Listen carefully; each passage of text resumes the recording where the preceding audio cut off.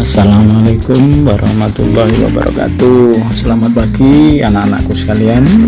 Hari ini kita akan melanjutkan pembelajaran kita, yaitu Bapak akan menyampaikan tentang perkembangan Islam di Indonesia, yaitu tema pada pagi hari ini strategi dakwah Islam di Indonesia. Adapun tujuan pembelajaran hari ini adalah siswa mampu memahami materi tentang strategi dakwah Islam di Indonesia.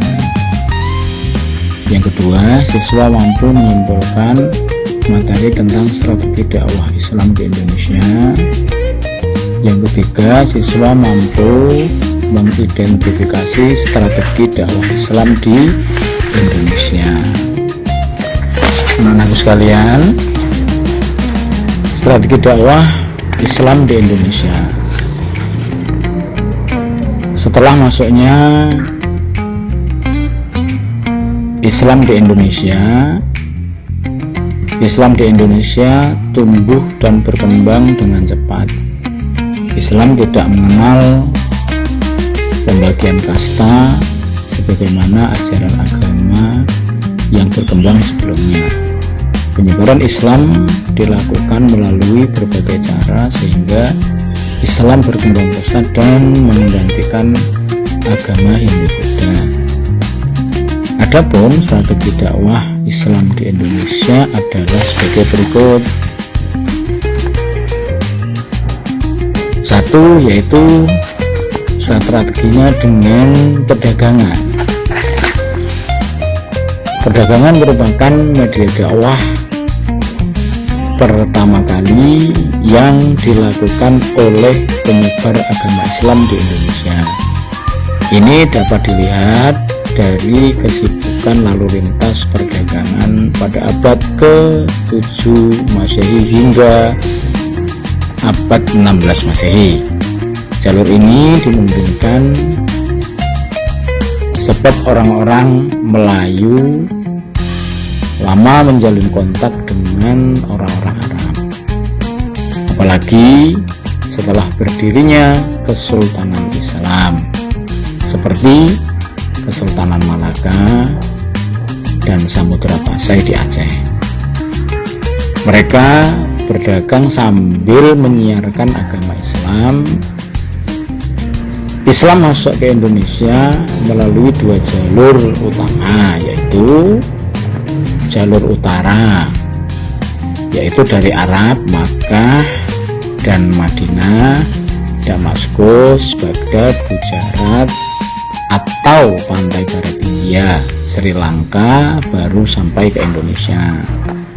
Jalur selatan, yaitu dari Arab, Makkah, Madinah, Yaman, Gujarat, Sri Lanka dan Indonesia. Adapun strategi dakwah yang kedua, yaitu pernikahan. Pernikahan merupakan saluran islamisasi paling mudah. Di dalam ajaran agama Islam, seorang muslim tidak boleh menikah dengan orang yang berbeda agama. Dari pernikahan inilah membentuk jaringan kekerabatan sehingga mengukuhkan generasi-generasi Islam di Indonesia sehingga sekarang.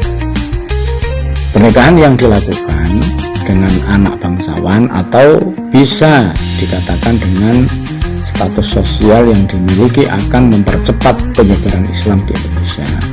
Berikut contoh saluran islamisasi melalui pernikahan. 1. Pernikahan antara Rara Santang, putri dari Prabu Siliwangi dan Syarif Abdullah, melahirkan Syarif Hidayatullah Sunan Gunung Jati. Yang kedua, yaitu pernikahan Raden Rahmat Sunan Ampel dengan Nyai Gede Manila, melahirkan Makdum Ibrahim Sunan Bonang dan Raden Qasim Sunan Derajat. Strategi dakwah yang ketiga yaitu politik. Semakin banyak penduduk asli yang memeluk Islam membentuk masyarakat muslim, masyarakat yang telah terbentuk mendirikan sistem pemerintahan sebagai upaya untuk memenuhi kebutuhan hidup dan meraih cita-cita. Oleh karena itu berdirilah Kesultanan Islam. Kesultanan itu menyebarkan agama Islam kepada seluruh rakyatnya. Contohnya Kesultanan Demak di Pulau Jawa merupakan pusat dakwah yang menjadi penyebaran agama Islam hingga Pulau Kalimantan. Kemudian untuk strategi dakwah yang keempat yaitu dengan pendidikan. Pesantren merupakan salah satu lembaga pendidikan yang paling efektif dalam pengembangan Islam di Indonesia. Pesantren menjadi pusat pendidikan yang dilakukan para ulama kepada masyarakat atau santri-santrinya. Contoh Datuk Ri Bandang yang mengislamkan Kerajaan Makassar, Goa Talo, dan Kalimantan Timur adalah lulusan dari pesantren Sunan Giri. Santri-santri Sunan Giri menyebar ke beberapa pulau seperti Bawean, Kagean, Madura,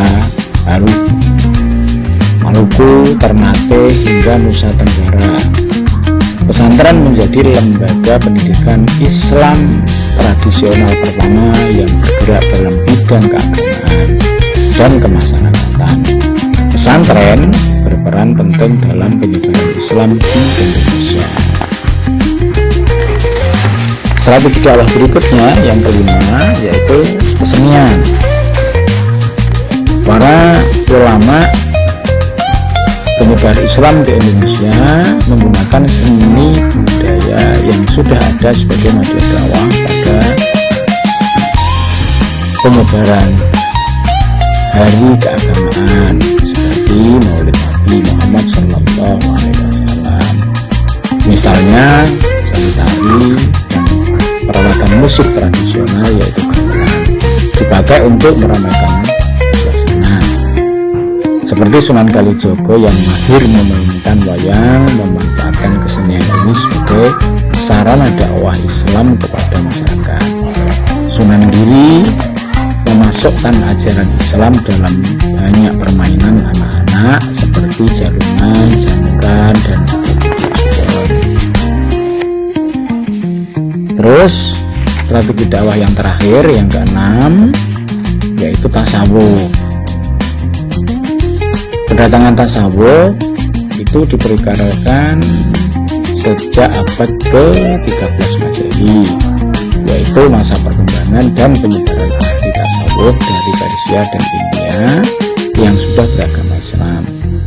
Wali Songo berdakwah menggunakan tasawuf dengan memasukkan unsur ajaran Islam sehingga mudah diterima dan dimengerti masyarakat Jawa yang pada masa tersebut sangat menggemari dunia kebatinan dan bersifat mistik atau esoteris. Demikian anak-anakku penjelasan materi pada hari ini, yaitu tentang strategi dakwah Islam di Indonesia. Semoga penjelasan Bapak hari ini bermanfaat buat anak-anakku sekalian, dan anak-anakku sekalian selalu dalam perlindungan Allah SWT dan ilmu diberkahi ilmu yang barokah manfaat. Pertemuan kali ini mari kita tutup dengan ucapan hamdalah alhamdulillahirabbil alamin. Bapak akhiri, assalamualaikum warahmatullahi wabarakatuh.